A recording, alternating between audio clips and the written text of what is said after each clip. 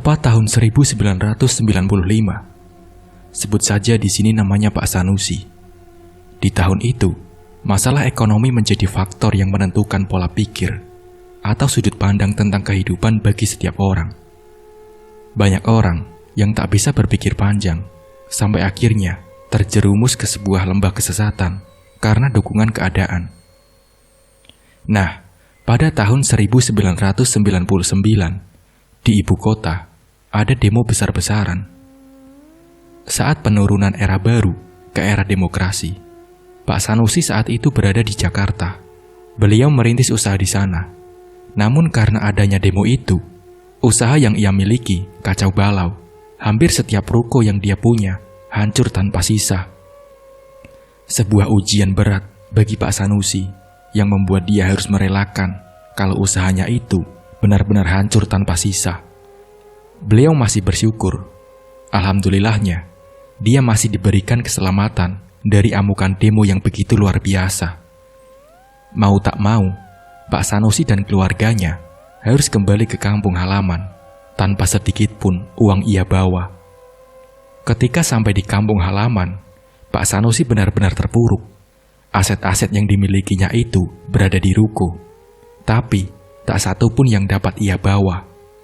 Sampai ketiga anaknya harus merasakan dampaknya, yaitu harus putus sekolah. Tak terbayangkan bagaimana keadaan Pak Sanusi waktu itu. Jakarta, tempat di mana ia merintis usahanya dari nol sampai sukses, tapi hilang dalam waktu sekejap. Semenjak keluarga Pak Sanusi pulang kampung, hampir 1 tahunan, anak-anaknya tak melanjutkan pendidikan lantaran mengurus surat kepindahan dari Jakarta ke kampung membutuhkan biaya yang tak sedikit. Pak Sanusi pun harus pikir otak, bagaimana caranya agar keluarganya ini bisa bertahan hidup. Skill yang dimilikinya ini di bidang dagang, sementara di kampung halamannya, usaha bentuk dagang ini tidak mudah, apalagi lingkungannya, lingkungan tani. Waktu itu, orang tuanya Pak Sanusi meminta sama Pak Sanusi untuk membantunya di sawah. Namun Pak Sanusi tidak mau menggarap sawah milik orang tuanya. Tapi karena keadaan yang memaksanya, sampai akhirnya Pak Sanusi merasakan bagaimana rasanya kerja di sawah sampai 1 tahun lamanya. Hasil yang diperoleh pun pas-pasan untuk makan di setiap harinya. Pak Sanusi benar-benar sudah putus asa. Kalau aku kayak gini terus, bagaimana nasib masa depan anak-anakku? Ya, kalau makan memang gak kurang, tapi bukan cuma makan saja yang kami butuhkan. Pak Sanusi ngelamun sendiri, membayangkan bagaimana masa depan anaknya kelak kalau dia seperti ini terus. Sampai akhirnya, satu lamunan ini membentuk sebuah pemikiran ketika dia melihat pohon besar di sebuah area sawah tersebut. Mungkin yang namanya pesugihan itu benar-benar ada, pikir Pak Sanusi. Apa kiranya aku itu kesana saja? Coba ajalah, daripada aku kayak gini terus, capek. Pak Sanusi pun nanya ke beberapa warga sekitar. Pak, itu pohon besar itu ada penunggunya ndak? Tanya Pak Sanusi kepada orang. Yang namanya pohon besar pasti ada penunggunya, Sanusi. Dimanapun tempat, apalagi tempat angker kayak gitu, sudah pasti ada. Cuman di sini ada kuncinya. Kamu harus hati-hati. Kuncinya siapa, Pak? Tanya Pak Sanusi. Pak Wajo, dia kuncen di tempat itu. Memang kenapa, Pak? Kok dikasih kuncen? Padahal kan cuman pohon besar kayak gitu. Jangan sembarangan, Sanusi. Kamu kan warga sini, tapi kamu gak tahu kalau tempat itu biasa digunakan untuk ritual. Sudah banyak orang luar yang ke situ untuk melakukan ritual agar dikasih rezeki dan menjadi orang sukses. Wah, yang benar, Pak. Iya, kabar itu dari beberapa orang. Lebih lengkapnya, kamu tanya aja ke Pak Wajo. Tapi kalau warga di sini gak terlalu yakin, karena kita berharapnya pokoknya sawah kita lancar dan dapat panen bagus. Udah, itu aja. Soalnya warga kampung sini kan petani semua. Pak Sanusi yang mendengar cerita dari warga itu pun semakin tertarik ke tempat angker itu. Sewaktu dia pulang dari sawah, sekitar jam 4:30 sore, dia ketemu bapaknya. "Pak, apa benar Pak Wajo itu kuncen di tempat angker itu?" tanya Pak Sanusi kepada bapaknya. "Iya, memangnya kenapa?" Nah, apa benar sih kalau di sana itu katanya bisa menjadikan orang sukses? Itu benar, Pak?" tanya Sanusi lagi. "Iya, memang banyak orang luar datang ke sini. Ya, lewatnya Pak Wajo. Dia kan kuncen di sini." "Ya, Bapak sendiri juga paham siapa Pak Wajo. Dia juga pernah cerita ke Bapak kalau orang luar ke sini mau nyari pesugihan. Bilang aja ke Pak Wajo. Tapi tidak semuanya bisa sukses. Ada yang gagal, ada yang gila, bahkan ada yang kabur. Kalau sepulangnya dari situ, satu rombongan mati semua karena kecelakaan. Ya, mungkin kalau pas dikasih rezeki sama penunggunya itu, ya membuahkan hasil. Tapi kalau enggak, ya akan berdampak buruk ke kita." "Oh, jadi enggak semuanya bisa ya, Pak?" "Ya, enggak bisa." Sebentar. Kamu nanya tempat angker itu maksudnya apa, Sanusi?" tanya bapaknya.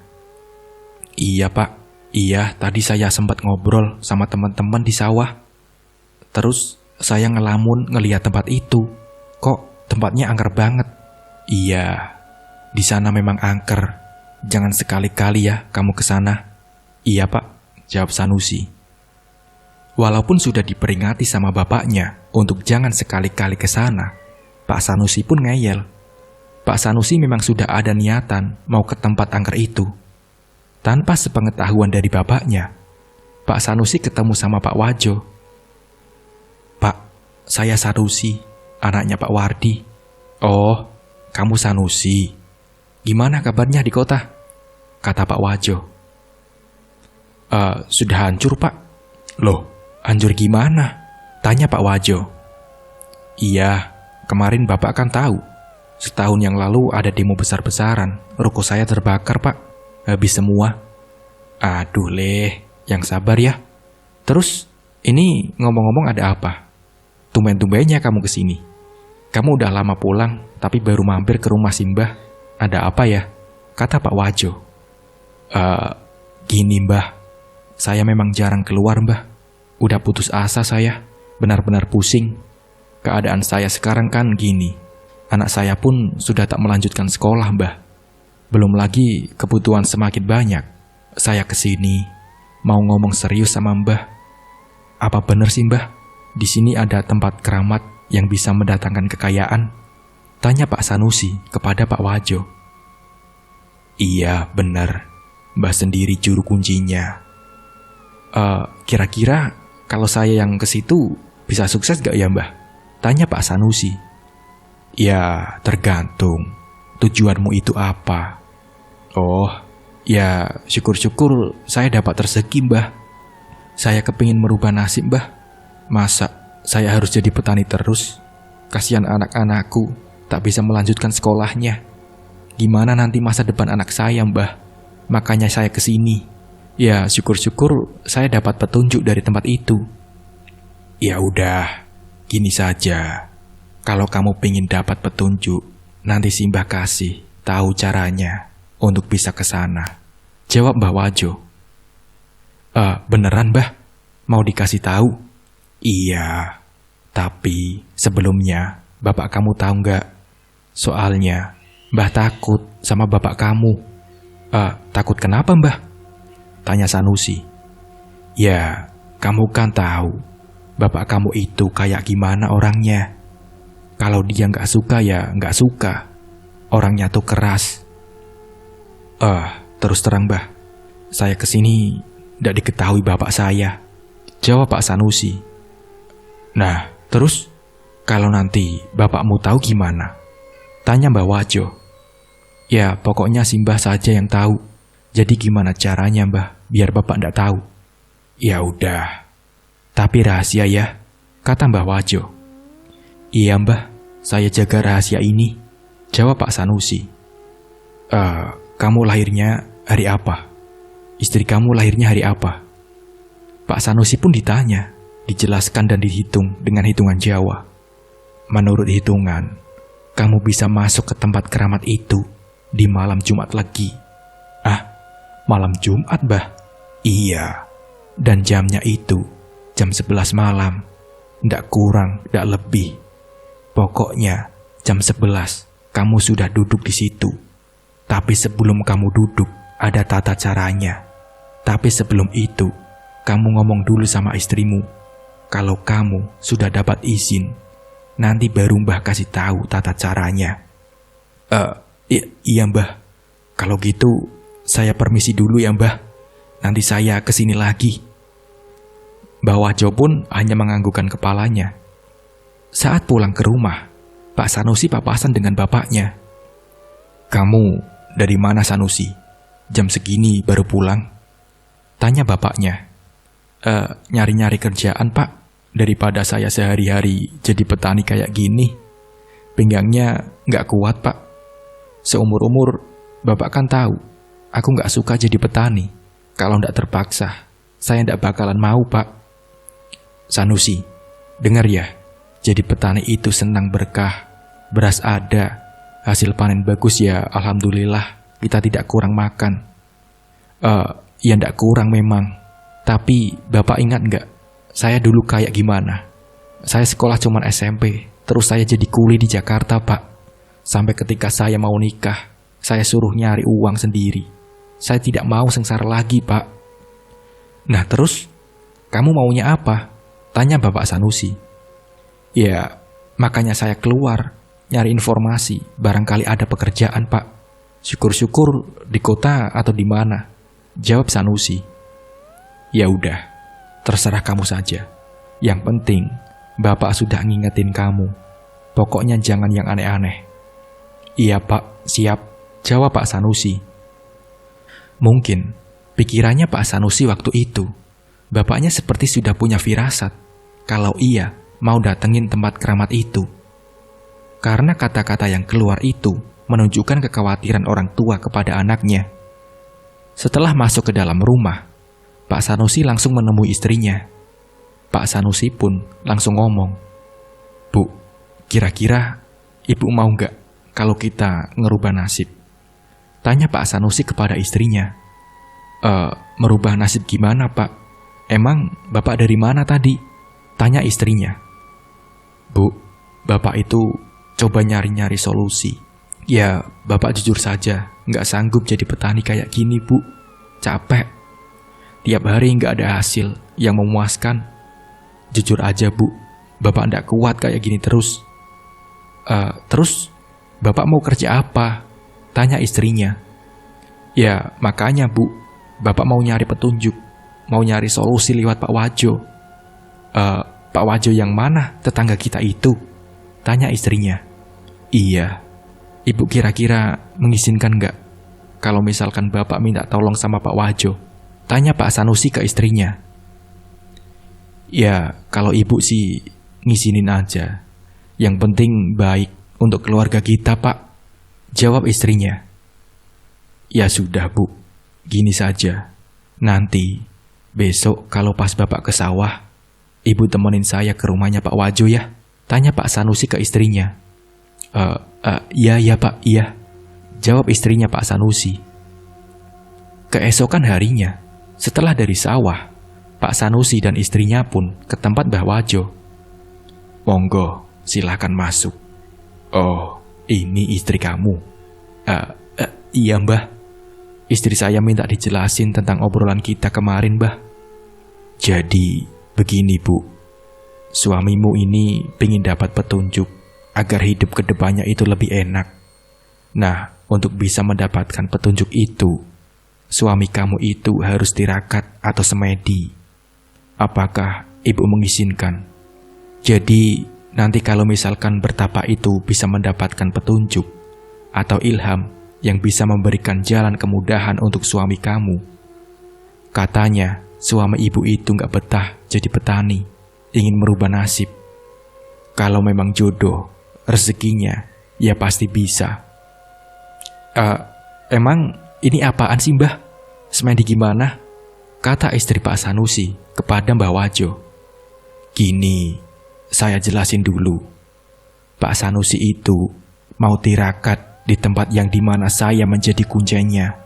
Nah, saya tahu betul bagaimana orang yang bisa diterima dan tidak. Dan kebetulan semalam suami kamu itu udah ngobrol sama Simbah. Setelah aku hitung-hitung hari lahir kalian, kalian bisa dan mudah diterima di tempat keramat itu. Tapi Mbah, kalau bapak ibu mertua saya tahu gimana? Makanya kamu diajak ke sini sama suami kamu itu, biar nggak diketahui sama bapak ibu kamu. Yang penting, kamunya jaga rahasia. Iya Mbah. Nah terus gimana? Suami kamu diizinkan?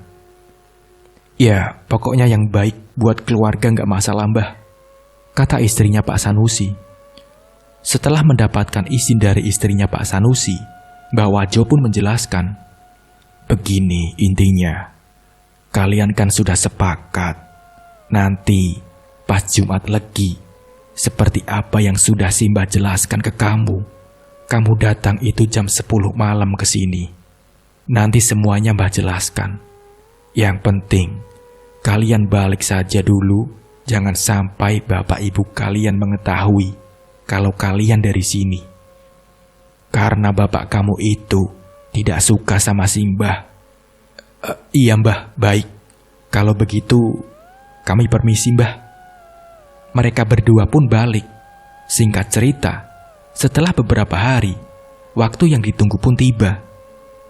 Sekitar jam 10 malam, setelah bapak ibunya atau keluarga dari Pak Sanusi sudah istirahat, lewat pintu belakang, Pak Sanusi pun keluar menemui Mbah Wajo. Mbah Wajo pun langsung mengantar Pak Sanusi ke tempat yang dimaksudkan, dan tata cara ritual pun dijelaskan sembari menunggu jam 11 malam. Nah kebetulan malam Jumat itu, ketika Pak Sanusi sama Mbah Wajo menuju ke tempat keramat, lingkungan sudah sangat sepi. Setelah semuanya dijelaskan, Simbah Kuncen ini masuk ke dalam gubuk yang terletak di belakang pohon besar itu. Pak Sanusi diminta untuk semedi, sementara Mbah Wajo masuk ke tempat itu. Jam 11 malam tepat, kamu duduk di situ, jangan kemana-mana.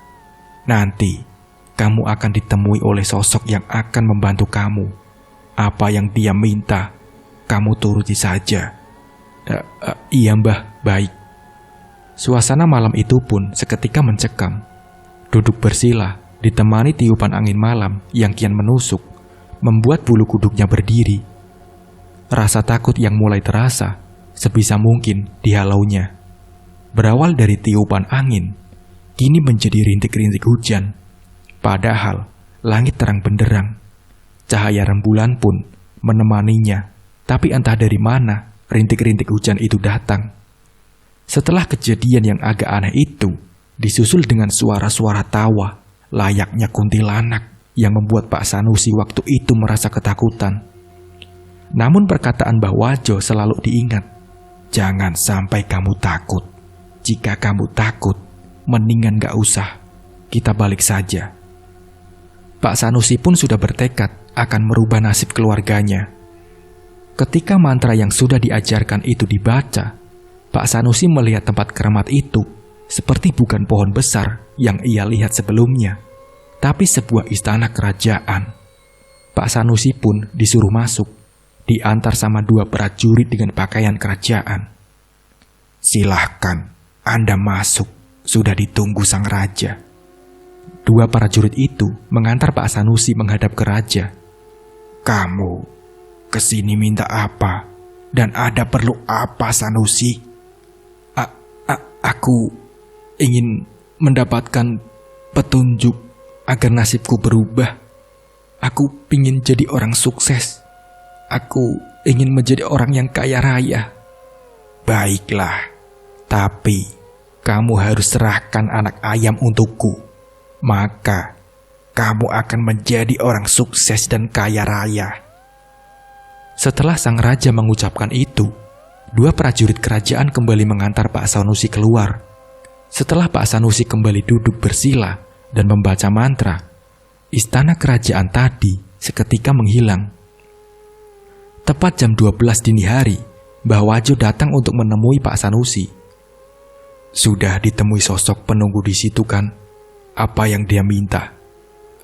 Dia cuman minta anak ayam, Mbah. Ya udah, kita pulang dulu saja. Ngobrolnya dilanjutin di rumah. Karena tempat keramat itu dan juga rumah Mbah Wajo tidak terlalu jauh, jadi hanya memakan waktu 25 menit saja. Setelah sampai di rumah, Mbah Wajo kembali menjelaskan, "Sekarang, kamu tinggal turuti apa mau dari sosok itu. Tapi, biasanya ayamnya itu bukan ayam asal-asalan. Kalau bisa, ayamnya itu ayam cemani." "Kamu tahu kan ayam cemani?" kata Mbah Wajo. Iya Mbah, saya tahu."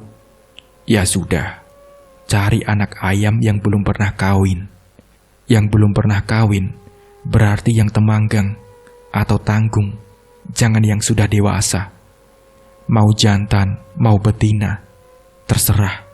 Yang penting jangan yang sudah kawin. Itu aja pesan si Mbah." Iya Mbah, baik," jawab Pak Sanusi.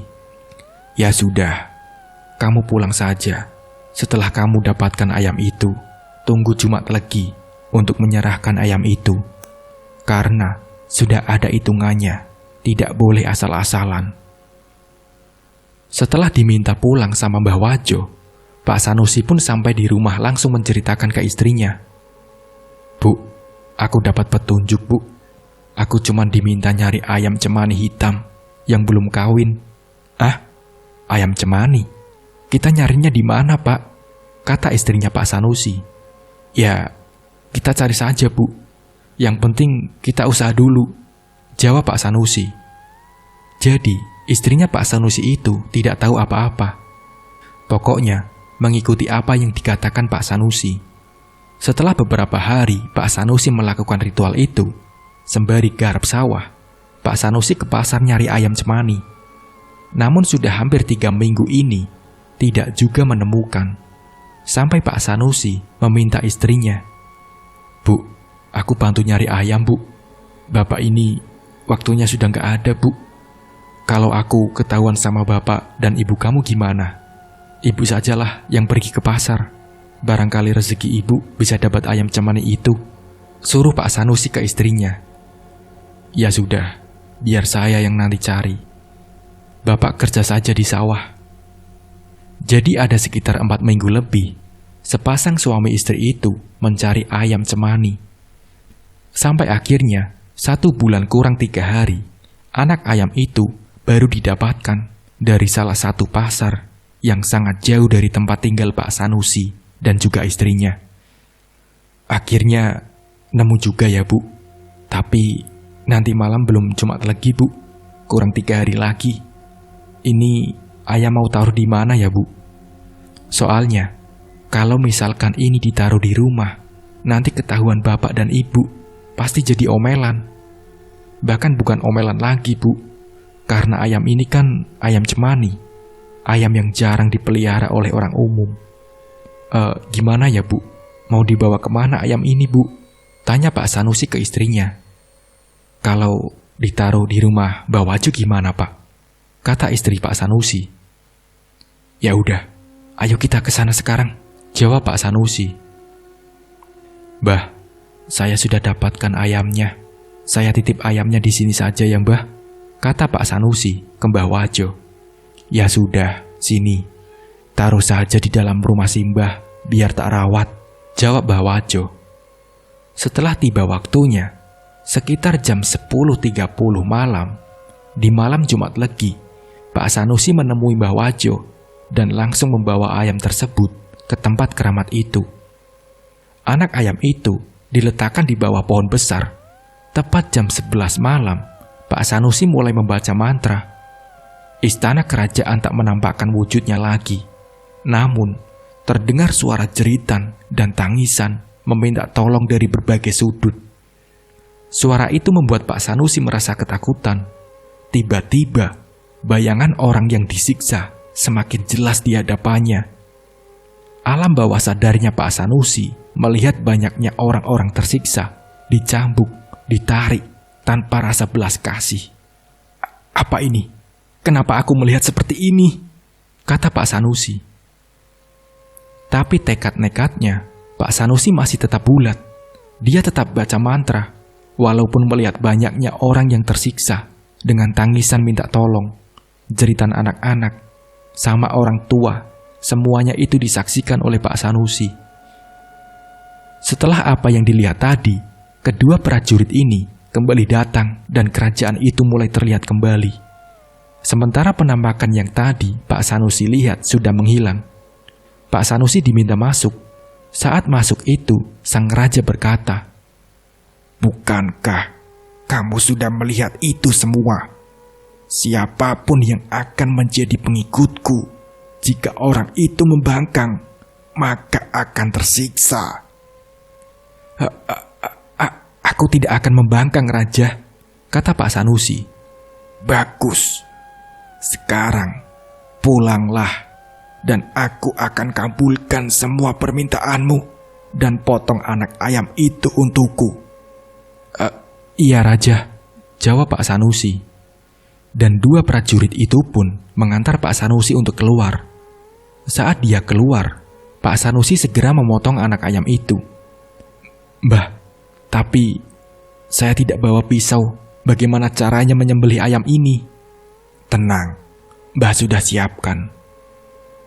Jadi, si Mbah tahu kalau ayam ini bakal saya potong, Mbah, kata Pak Sanusi lagi. Iya tentu, sudah pasti kamu disuruh potong ayam itu, jawab Mbah Wajo. Pemotongan ayam itu pun dibantu Mbah Wajo dengan memegang bagian kaki sama sayap, sementara bagian kepala dipegang sama Pak Sanusi. Di kegelapan malam, di bawah pohon besar, saat kepala ayam itu dipegang oleh Pak Sanusi dengan pisau yang ada di tangan kanannya, dia sudah siap untuk menggorok leher ayam cemani yang sudah di depan matanya. Namun dalam sekejap yang dia lihat oleh Pak Sanusi itu bukan ayam, tapi anak kandungnya yang paling terakhir. Pisau yang digenggamnya dan tangan yang menggenggam kepala ayam seketika terlepas. Mbah, apa ini, Mbah? Tapi ketika dia melihat kembali ayam itu, ya wujudnya ayam. Apa-apaan ini, Mbah? Aku tadi melihat bukan ayam cemani, tapi anak bungsuku, Mbah. Tapi ini kenapa berubah lagi menjadi ayam lagi? Kata Pak Sanusi. Seketika itu, Mbah Wajo langsung marah sama Pak Sanusi. Sanusi, ini tempat keramat. Kamu jangan membentak-bentak di sini. Mbah, aku nggak mau ngelakuin ini, kata Sanusi. Sanusi, kamu diminta apa sama penunggu di sini? Motong ayam kan? Ya sudah, potong saja. Ini ayam, bukan anak kamu. Dengan perasaan takut, Pak Sanusi kembali memegang kepala ayam itu, karena yang tadi dia lihat itu adalah anak bungsunya. Pisau yang terjatuh tadi kembali diambil. Setelah siap disembelih, dari mulut Pak Sanusi terucap kalimat, Bismillahirrohmanirrohim. Dar! Seketika, suara petir menyambar ayam yang akan disembelih. Sampai Pak Sanusi dan Pak Wajo benar-benar ketakutan, karena kelihatan cahaya itu benar-benar nyata, berada di depan mereka, sampai ayam itu pun terlepas. Pak Sanusi spontan langsung menjauh dari tempat itu. Namun, ia kebingungan karena tak melihat Mbah Wajo. Astagfirullahaladzim, Mbah. Mbah, bangun, Mbah. Mbah Wajo ternyata tergeletak akibat kesambar petir. Beberapa kali dibangunkan sampai Pak Sanusi teriak-teriak minta tolong. Mbah Wajo tetap tak sadar. Namun, ketika dicek denyut nadinya, innalillahi wa inna ilaihi roji'un. Pak Sanusi kebingungan harus bagaimana, karena di tempat itu sama sekali tak ada orang kecuali dirinya dan Mbah Wajo. Sampai akhirnya dia balik mengabarkan ke keluarganya Mbah Wajo. Tolong itu Mbah Wajo. Bawa Mbah Wajo. Gimana Pak? Gimana Pak Sanusi? Pelan-pelan ngomongnya. Itu Mbah Wajo meninggal dunia. Yang benar kamu. Terus sekarang bapak saya di mana? Di bawah pohon keramat, Mbak. Mereka pun bergegas ke pohon itu dengan meminta bantuan beberapa warga yang tak sengaja berpapasan. Tubuh Mbah Wajo pun gosong akibat kesambar petir. Seluruh warga pun akhirnya terbangun karena kepanikan itu. Sampai bapaknya Pak Sanusi pun akhirnya tahu apa yang sebenarnya dilakukan oleh Pak Sanusi. Pak Sanusi pun kena marah orang tuanya. Seandainya kamu Sanusi benar-benar sampai bunuh ayam itu, mungkin anak kamu sudah mati. Tapi Allah masih melindungi kamu. Dari kemarin, Bapak sudah punya firasat, dan ibumu juga memimpikan kamu membawa ayam yang akan dibuang, dan ternyata benar dugaan Bapak. Bapak yang memohon meminta petunjuk kepada Sang Pencipta. Ya Allah, lindungilah anakku dari segala kesesatan dan juga segala kemusyrikan. Lindungilah anak-anakku dan cucuku. Dan jawaban dari Gusti Allah itu membuat kamu tersadar, Nak. Ya sudahlah, semua ini sudah terjadi. Tapi yang penting, kamu dan anak-anakmu dan semua keluarga kita, semuanya masih utuh. Soal Mbah Wajo itu, urusan dia dengan penunggunya. Tapi semoga ini menjadi pelajaran buat kamu Sanusi. Jangan pernah sekali-kali kamu berpikir untuk mendapatkan kekayaan yang mengorbankan nyawa anak dan keturunanmu. Ingat pesan Bapak, pesan ibumu. Kamu ini anak laki-laki, dan memang Bapak tidak pernah mendidik kamu, membesarkan kamu dengan pendidikan yang layak, seperti anak-anak pada umumnya. Maafkan Bapak, Nak.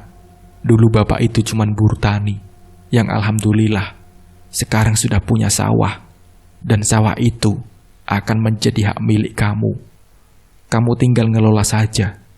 Kenapa Bapak meminta kamu menjadi seorang petani? Agar kamu tahu jerih payahnya menjadi orang susah kayak gimana. Agar kamu tahu dan merasakan bagaimana yang namanya selembar uang itu sangat berharga. Agar kamu jangan merasa semua itu adalah kamu yang memiliki. Semua itu butuh perjuangan, Nak. Semua itu butuh proses untuk bisa menjadi orang sukses. Bapak bersyukur sudah punya banyak petak sawah. Tapi semua ini juga Bapak usahakan untuk kamu dan anak-anak kamu. Karena kamu cuma anak Bapak satu-satunya Sanusi. Jadi pesan Bapak ini, jangan pernah sekali-kali kamu datang ke tempat keramat atau apapun yang terkait dengan kemusyrikan. Sekarang, kalau kamu mau buka usaha silahkan. Jual sawah Bapak. Bapak ikhlas daripada kamu harus mengorbankan anak kamu sendiri. Bapak masih ada sawah yang Bapak bisa digarap. Mendengar perkataan bapaknya ini, Pak Sanusi, istri serta anak-anaknya menangis. Kenapa Bapak tidak menyekolahkan anak-anak kamu? Karena agar kamu sebagai kepala keluarga itu berpikir bagaimana caranya mendidik anak yang benar. Sudah, insya Allah, kalau Tuhan yang berkehendak itu, tidak ada yang tidak mungkin. Anak-anak kamu saat ini putus sekolah, itu nggak apa-apa. Masih ada waktu. Semoga Allah berkehendak untuk membuat anak-anak kamu lebih sukses ke depannya dan mengetahui bagaimana jerih payah seorang bapak, seorang ibu untuk bisa menafkahi dan mendidik anak-anaknya. Pak Sanusi pun menangis, meminta maaf, memohon ampun sama bapak ibunya. Maafkan saya ya Pak, Ibu. Pak Sanusi bersyukur punya seorang bapak yang ternyata maksud dan tujuannya menjadi buruh tani adalah untuk mendidik dia menjadi seorang yang mandiri. Nah, seperti itulah ceritanya. Sebuah kisah atau pengalaman hidup dari pasangan ini semoga menjadi pelajaran untuk kita semuanya. Ambil sisi baik dan positifnya dari apa yang diceritakan. Semoga dari kisah ini, kita bisa menjadi seseorang yang lebih baik lagi. Mungkin cukup sekian dari saya. Wassalamualaikum warahmatullahi wabarakatuh.